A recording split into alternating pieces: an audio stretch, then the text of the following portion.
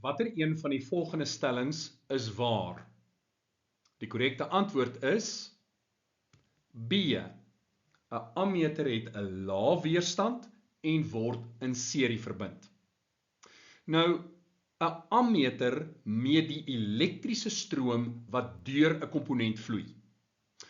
Om die stroom dus akkuraat te meet, moet dieselfde stroom deur die ammeter vloei as wat deur die komponent vloei. As die ammeter in parallel verbind sou word, skep dit 'n tweede pad vir die stroom. Nou die ammeter het 'n baie lae weerstand, so byna al die stroom sal deur hierdie tweede pad vloei. Jy sit dus met 'n kortsluiting en die ammeter gaan skade ly. So 'n ammeter word altyd in serie verbind. Wat die voltmeter betref, 'n voltmeter het 'n hoë weerstand en word altyd in parallel verbind. As ons 'n voltmeter in serie sou koppel, sal daar geen stroom deur die stroombaan kan vloei nie weens die hoë weerstand van die voltmeter.